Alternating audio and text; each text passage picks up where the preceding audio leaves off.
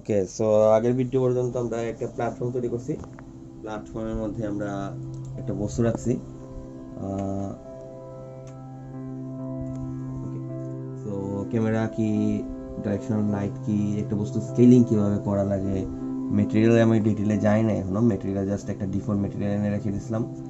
আর box collider জিনিসটা কি ওইটাই জাস্ট বলছি, কি বলছি কিন্তু জাস্ট ধারণা নিছি সবগুলাই কি, আর তেমন বেশি ইউজ করি নাই। জাস্ট একটা বস্তু না একটা বস্তুর উপর রাখছি ওইটি। আর গ্রেভিটি ইউজ করছি। রিজিড বডি বলতে কি বোঝায় ওইটাও দেখছি। ক্যামেরাকে কিভাবে এই যে বাম দিকে ডান দিকে, তারপর ড্র্যাগ কিভাবে করে, তারপর সিলেক্ট কেমনে করে একটা বস্তুকে। এই যে এখানে সিলেক্টের অপশন আছে, রোটেট করার জন্য এটা, ডানে বামে উপরে নিচে নেওয়ার জন্য এটা, হাত দিয়ে ড্র্যাগ করার জন্য এটা, ইত্যাদি ইত্যাদি। সিলেকশন কিভাবে করে ওইসব আমরা দেখছি। ভালো জিনিস। এখন আমরা কি করব, আমরা বস্তুটাকে দৌড়ানোর চেষ্টা করব। কি করা লাগবে দৌড়ানোর জন্য? আমাদের কোড করা লাগবে। যারা মনে করে যে কোড ছাড়া করা যায় ইংরেজিতে কাজ, ভিজুয়াল স্ক্রিপ্টিং দিয়ে করা যায়, কিন্তু আমি সাজেস্ট করবো কোড দিয়ে করতে। কারণ কত দূর যেতে পারবা কোড ছাড়া? কোড তোমার শিখতেই হবে। সো কোড জানা উচিত। সো প্রথমত কোড করার জন্য এখানে এডিটে যাবা। এই চ্যানেলের মধ্যে ভিজুয়াল স্টুডিও কোড কিভাবে ইনস্টল করতে হয় ওই ভিডিওটা আছে, ওইটা দেখে প্রথমত ভিজুয়াল স্টুডিও কোডটা ইনস্টল করে নিবা।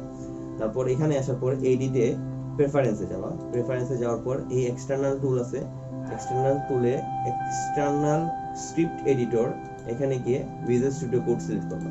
এখানে ড্রপ ডাউন বক্সে গিয়ে ভিজুয়াল স্টুডিও কোডটা সিলেক্ট করবা, সিলেক্ট করে এটা ক্লোজ করবা। আচ্ছা, তারপর এখানে আসলো, এখানে এসেটটা কি? তুমি যখন এই নিউ প্রজেক্টটা ওপেন করছো, নতুন প্রজেক্ট ওপেন করছো, তোমার পিসির মধ্যে একটা নতুন ফোল্ডার তৈরি হয়েছে। এটা একটা নতুন গেম বা নিউ প্রজেক্ট তৈরি করলে নতুন একটা ফোল্ডার তৈরি হবে অটোমেটিকলি, যে জায়গায় তুমি ইউনিটির কাজটা সেভ রাখতেছো। সি ড্রাইভে রাখলে সি ড্রাইভে, ডি ড্রাইভে রাখলে ডি ড্রাইভে। এবং প্রত্যেকটা গেমের সাথে এই অ্যাসেটটা থাকে। অ্যাসেট দ্বারা কি বোঝায়? তোমার গেমের বিভিন্ন যন্ত্রপাতি, মানে গেমের জন্য কোনো ক্যারেক্টার ইনস্টল করে রাখছো, কোনো পিকচার ইনস্টল করে রাখছো। এই যে ম্যাটেরিয়াল আমরা আগেরটাতে জাস্ট একটা ডিফল্ট দিয়ে দিলাম খুঁজাখুঁজি করে, ওইখানের মধ্যেও কিন্তু অ্যাকচুয়ালি আমরা যদি ম্যাটেরিয়াল মানে একটা পিক এনে রাখতাম বা ছবি এনে রাখতাম, ওইটা আমরা ড্র্যাগ এন্ড ড্রপ করে অ্যাকচুয়ালি আমরা ম্যাটেরিয়াল তৈরি করে ফেলতে পারতাম। সো অ্যাসেটের মধ্যে কি থাকে? জিনিসপাতি থাকে। সো অ্যাসেটের মধ্যে এই সব জিনিসপাতি খুব সুন্দরভাবে সাজায় রাখা একটা ভালো কোডের দিক বা ভালো ডেভেলপারের বৈশিষ্ট্য বলতে গেলে। সো প্রথমত আমি এই অ্যাসেটের মধ্যে আমি রাইট ক্লিক করি, গিয়ে এখানে হ্যাঁ, শো ইন ফোল্ডার দিই। তাহলে অ্যাসেটটা এখানে ওপেন হবে। অ্যাসেটের ভিতরে ঢুকলাম, এখানে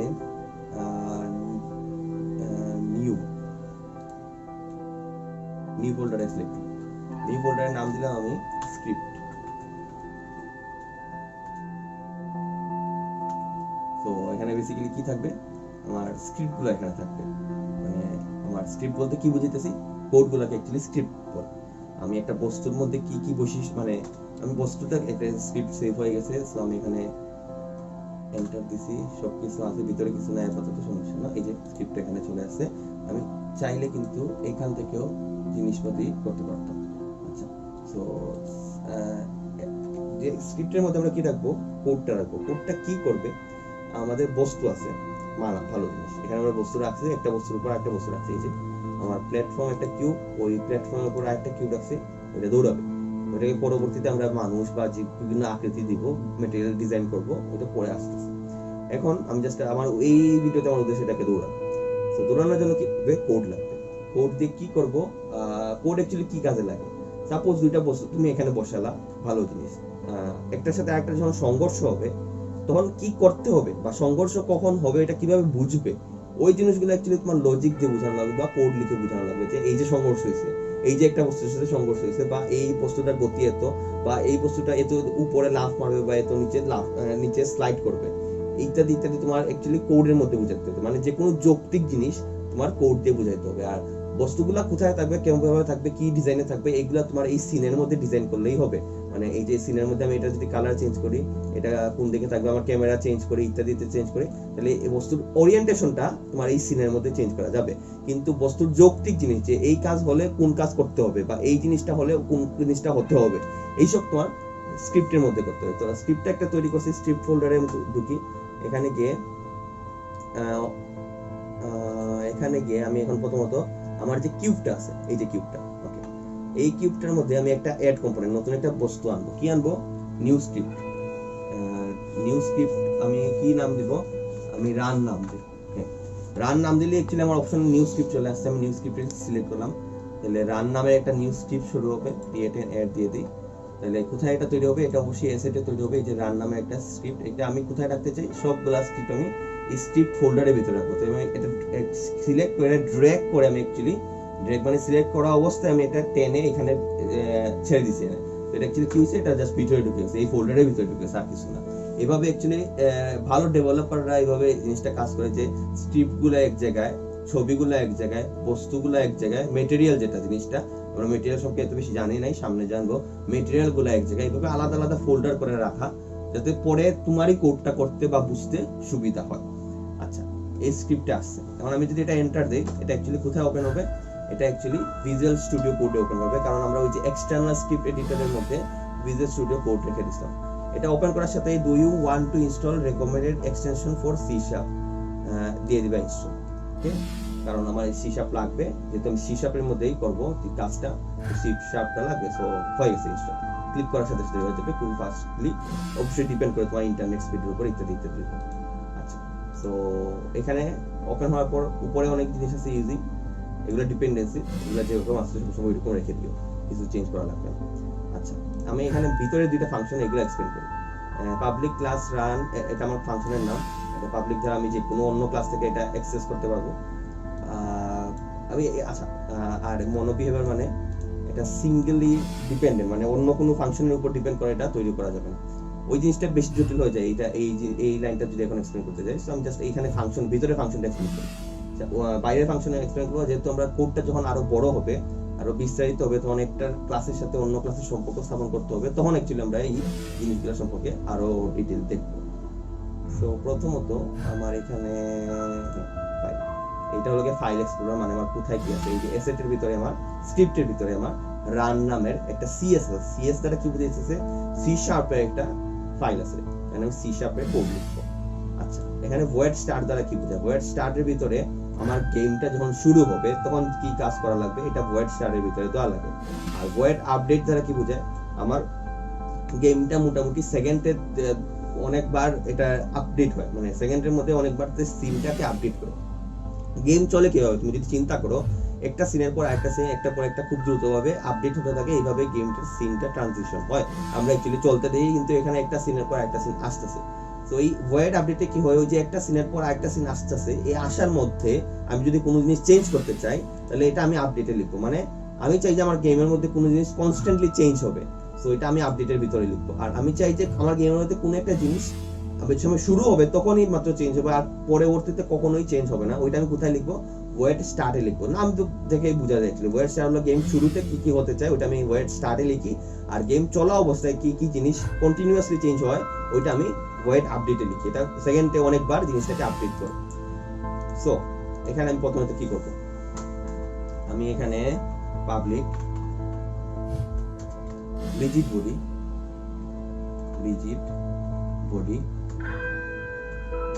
আরবি দিয়ে রাখি। রিজিড বডি কি আমি গত ভিডিওতে বলছি, আবারও বলে দিই। রিজিড বডি একটা বস্তুর মধ্যে বিভিন্ন নিয়ম অ্যাপ্লাই করে। কি নিয়ম, ফিজিক্সের লগুলা নিয়ে আসে, মানে বস্তু আকর্ষিত হবে, ঘর্ষণ বল অনুভব করবে, তার মধ্যে গতির বাধা আসবে, ইত্যাদি, সংঘর্ষ হবে, এইসব বৈশিষ্ট্য নিয়ে আসে।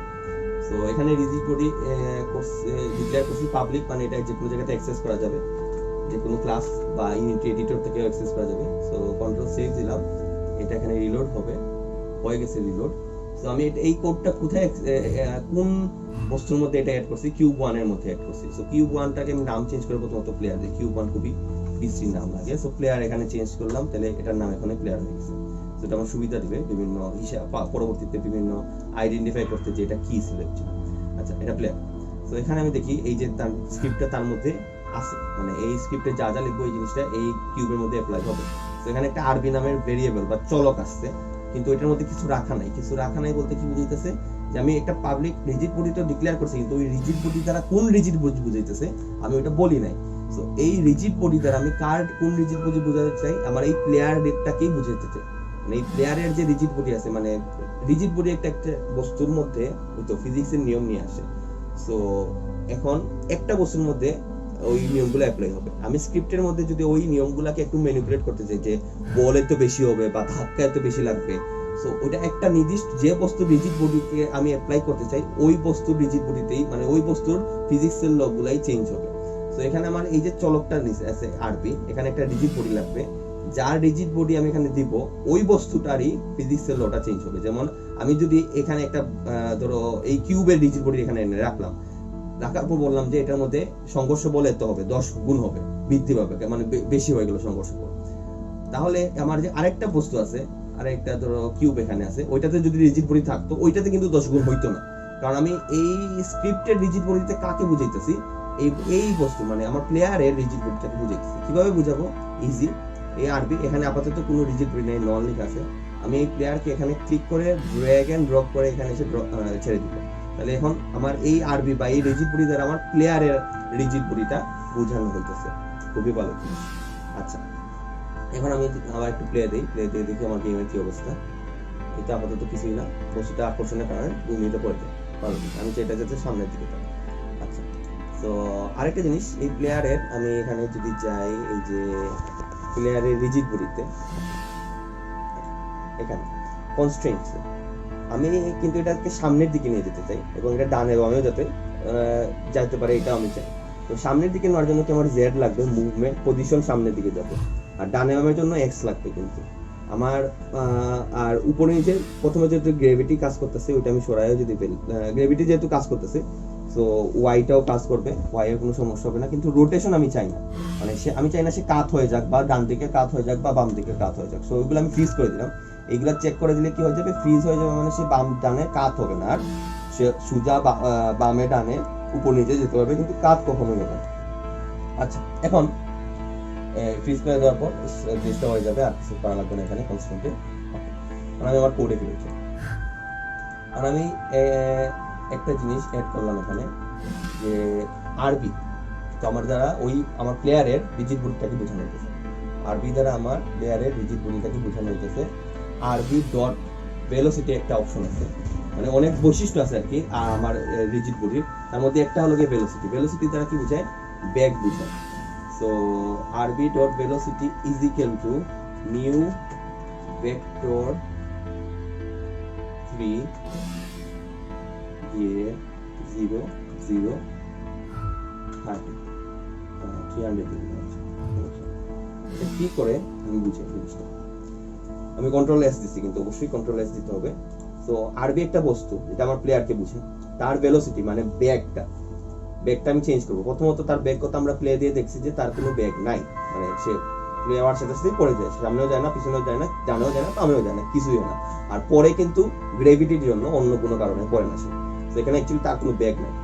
এখন আমি তার বেগ সেট করতে আরবি ডট ভেলোসিটি দিয়ে নিউ ভেক্টর 3। ভেক্টর 3 কি, এখন এটা যদি অ্যাকচুয়ালি গণিতের ভেক্টরের মধ্যে চলে যাওয়া যায়, কিন্তু আমি একটু জটিল করব না জিনিসটা। ভেক্টরটি কিছুই না, একটা 3 ডাইমেনশনাল এলিমেন্ট, মানে 3 ডাইমেনশনাল এলিমেন্ট বলতে কি, সে এই ভেক্টর 3 লেখার পর আমি প্রথম জায়গায় যা দিব ওইটা x অক্ষের উপরে অ্যাপ্লাই হবে, মানে বামে ডানে। দ্বিতীয় জায়গায় যা দিব ওইটা হলো কি y অক্ষ বরাবর, মানে উপরে নিচে অ্যাপ্লাই হবে। আর তৃতীয় জায়গায় যেটা দিব ওইটা সামনে পিছনে, মানে z অক্ষ বরাবর ক্লিয়ার হতে হবে। কি ক্লিয়ার হতে হবে, এখানে যেহেতু ভেলোসিটি অ্যাকচুয়ালি ব্যাক ক্লিয়ার হতে হবে। যদি আমি এখানে ফোর্স বা কোনো ধাক্কা দিতাম তাহলে ওই ধাক্কাটা ওই অক্ষ বরাবর ক্লিয়ার করতো। যেহেতু আমি ভেলোসিটি দিছি, নিউ ভেলোসিটি গুলা কি হবে, একটা বস্তু যেহেতু একটা 3D গেম, তাহলে এই বস্তুটার অ্যাকচুয়ালি ভেলোসিটি তিন দিকেই আছে, উপরে নিচে ডানে বামে সামনে পিছনেই আছে। সো ওই ভেলোসিটি যদি চেঞ্জ করতে চাই তাহলে আমার কি লাগবে, ভেক্টর 3 লাগবে। ভেক্টর 2 আছে, ভেক্টর 2 হলো কি 2 ডাইমেনশনের জন্য বা দ্বিমাত্রিকের জন্য। তো ভেক্টর 3 দিয়ে আমি কি করতেছি, তাকে x অক্ষ বরাবর একটা বেগ দিলাম যেটা 0 দিছি, y অক্ষ বরাবর একটা বেগ দিলাম যেটাও 0, মানে সে অ্যাকচুয়ালি ডানে বামে বা উপরে নিচে যাবে না, সে শুধু কোন দিকে যাবে, সামনের দিকে যাবে। এই 300 দ্বারা কি বুঝতেছি, বস্তুটা সামনের দিকে যাবে। দিয়ে আমি এখন কন্ট্রোল এস যদি দেই তাহলে আমি এখানে আসি। এখন সাপোজ আমার গেমের মধ্যে কোনো এরর থাকতো, এরর থাকলে কিন্তু এই কনসোলে এররগুলো আসতো। আমার কোডের মধ্যে কোনো এরর নাই তাহলে কোনো এররটা আসে না। যেমন সাপোজ আমি এখানে এই সেমিকোলনটা দিলাম না দিয়ে কন্ট্রোল এস দিলাম, এটা কোডের নিয়ম দিয়ে বল, কারণ সেমিকোলন তো আলাদা। তাহলে এই যে আমার এররটা এখানে চলে আসছে, কনসোলের মধ্যে এরর দেখাবে। এই যে এই এত টাইম লাইনে এই এক্সেপ্টর কি করছে, সেমিকোলন এক্সেপ্ট করে খুবই সুন্দরভাবে বলে দেয় যে কোথায় কি ভুল আছে। সেখানে আমি আবার সেমিকোলনটা ঠিক করে দিয়ে দিই, দিয়ে কন্ট্রোল এস দিলাম। তারপর আমি আমার লিমিটে যাই, এর চলে যাওয়ার কথা চলে গেছে। এখন আমি যদি প্লে দিই, বস্তুটা খুবই দ্রুত চলে গেছে। আমি এটা 30 দিয়ে কন্ট্রোল এস দিলাম। তারপর এখন যদি আমি প্লে দিই, এই যে বস্তু এখনো খুবই দ্রুত যেতেছে। এগুলো স্পিড আমি অ্যাকচুয়ালি ঠিক করে করা লাগে। আমি এটা 10 না কত দিব, 7 দিব, তাহলে একটু বোঝা যাবে জিনিসটা কি হচ্ছে। ওকে, তো এখন যদি আমি প্লে দিই, খুবই স্মুথলি জিনিসটা যাবে। এই যে খুবই স্মুথলি জিনিসটা সামনের দিকে যেতেছে। অবশ্যই আমি চাই কি আমার ক্যামেরা যাতে তাকে ফলো করুক। কিভাবে ফলো করতে পারে? অনেক ওয়ে আছে, স্ক্রিপ্ট দিয়ে করা যায়, আমরা স্ক্রিপ্ট দিয়েই করবো। জাস্ট আপাতত বোঝানোর জন্য ক্যামেরাটা কিভাবে ফলো করতে পারে, আমি এটাকে কি করে ফেলি, এই ক্যামেরাকে প্লেয়ারের প্যারেন্ট বানিয়ে ফেললাম। মানে প্লেয়ার হলো গিয়ে এই ক্যামেরার প্যারেন্ট। এটা দ্বারা কি বুঝি, আমি এটা কিভাবে করছি, মেইন ক্যামেরা সিলেক্ট করে ড্র্যাগ এন্ড ড্রপ করে প্লেয়ার এনে ছেড়ে দিচ্ছি। তাহলে প্লেয়ার যেখানে যাবে ক্যামেরা তাকে ফলো করে যাবে, প্লেয়ার যে জায়গায় যাবে ক্যামেরাও তাকে ফলো করে যাবে। এটা একটা বাজে ওয়ে কিন্তু ক্যামেরাকে ফলো করানোর জন্য। বাজে ওয়ে কেন? কারণ অ্যাকচুয়ালি আমার প্লেয়ারটাকে আমি তাহলে প্লেয়ারের মুভমেন্ট আমার লিমিটেড হয়ে যায়। আমি প্লেয়ারের যদি খুব ইচ্ছা মতো মুভ করাতে চাই, আমার ক্যামেরা কিন্তু ওইভাবে আঁকা ভাবে মুভ করবে, যেটা খুবই বাজে। একজন প্লেয়ার খেলোয়াড় হিসেবে এটা খুবই বাজে দেখায়। মানে কেউ যদি খেলে এটা খুবই বাজেভাবে এক্সপিরিয়েন্স করবে সে। তো ক্যামেরা যাতে স্টিল থাকে, প্লেয়ারের সাথে মুভমেন্ট না করে, প্লেয়ারকে ফলো করে কিন্তু প্লেয়ারের সাথে মুভমেন্ট যাতে না করে, এই জন্য এটা এরকম করা উচিত না, স্ক্রিপ্ট দিয়ে করা উচিত। আমরা সামনের ভিডিওতে স্ক্রিপ্ট দিয়েই করবো। আপাতত জাস্ট আমার ক্যামেরা যাতে প্লেয়ারকে ফলো করে এই জিনিসটা আমি রাখতেছি। এখন আমি যদি প্লে দিই,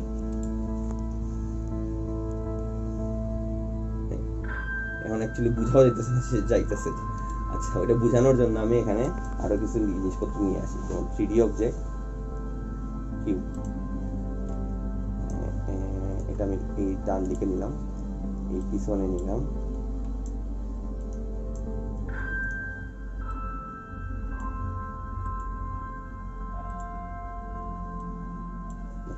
পিছনে এখানে রেখে দিলাম। এটার ম্যাটেরিয়ালের মধ্যে কিছু একটা অ্যাড করে দিই, পার্টিকল যা আছে অ্যাড করে দিলাম। আচ্ছা, এখন কন্ট্রোল সি দিয়ে কন্ট্রোল ভি দিলে এটা কপি হয়ে যাবে। এবং আচ্ছা, এই যে এটা সিলেক্ট করা আছে, আমার এই কিউবটা সিলেক্ট করা আছে, কন্ট্রোল সি দিয়ে কন্ট্রোল ভি, এই যে এটা কপি হয়ে গেছে, সামনে নিলে এটা অ্যাকচুয়ালি কপি হয়ে যেতেছে। আবার এটা কন্ট্রোল সি দিয়ে কন্ট্রোল ভি দিয়ে কপি হয়ে যেতেছে। মোটামুটি টেম্পল রানের একটা আইডিয়া কিন্তু তৈরিও হয়ে যেতেছে। এভাবে আমি এনিমি তৈরি করতে পারবো। ওইগুলোরও মুভ করাতে হবে অবশ্যই, ওইগুলো আমি মুভ করাবো সামনে। সবকিছু দ্বারা এগ্রিড হতে হবে না। এগুলো কেন দিচ্ছি, আমি জাস্ট বুঝতে পারি আমার যে প্লেয়ারটা মুভ করতেছে ওইটা যাতে বুঝতে পারে, এই জিনিসের জন্য। আচ্ছা, এখন প্রথম জিনিস যে এখানে একটা হ্যাঁ ঠিক আছে, সবকিছু ঠিক আছে থাকার কথা। এখন যদি আমি রান দিই, এই যে আমার ক্যামেরাও মুভ করতেছে ইজিলি, খুবই সুন্দরভাবে দেখা যায় যে আমার প্লেয়ারটা যাইতেছে, একটা নির্দিষ্ট করতেছে যাইতেছে। আমি গতি বাড়াইতে পারি, অবশ্যই আমি গতি বাড়াইতে পারি। এগুলো আমার ডিজাইনের উপর ডিপেন্ড করে, আমার গতি কতটুকু বাড়াবো এবং সামনের বস্তুগুলো কত গতি হবে ইত্যাদি আমি চেঞ্জ করতে পারি। আচ্ছা, এখন আরেকটা জিনিস দেখা রাখি এখানে, আমি যে প্লে দিব, প্লে দেওয়ার পর এটা তো ক্যামেরার মধ্যে হইতেছে। আমি যদি এখানে সিনে ক্লিক করি, আমি কিন্তু অ্যাকচুয়ালি দেখতে পারবো আমার কি হইতেছে। এখানে গেম কিন্তু চলতেছে, গেম চলা অবস্থায় যে আমার বস্তু যাইতেছে, এটা আমি অ্যাকচুয়ালি দেখতে পাবো। এই যে আমার বস্তু যাইতেছে, গেম চলা অবস্থায়। গেমের সিনে তো গেলে গেম দেখবো, আর এখানে আসলে আমি অ্যাকচুয়ালি কি চেঞ্জ করছি ওইগুলো দেখা যায়। সো খুবই সুন্দরভাবে জিনিসপাতি হয়, আমরা প্লেয়ারকে মুভ করতে পারছি। এইসব কিছু আমরা ডিলিট করে দেবো, সামনের ভিডিওতে ডিলিট করবো, এখানে করতেছি না। ক্যামেরা আমরা এইভাবে ফলো করাবো না, কোড দিয়ে ফলো করাবো ক্যামেরা। সামনের ভিডিওতে আমরা দেখবো অ্যাকচুয়ালি আমরা বস্তুটাকে একটু সুন্দর কালার দিব, মেটেরিয়াল দিব, মানে ডিজাইন করবো বস্তুটাকে। সামনের ভিডিওতে এটা করা যায়।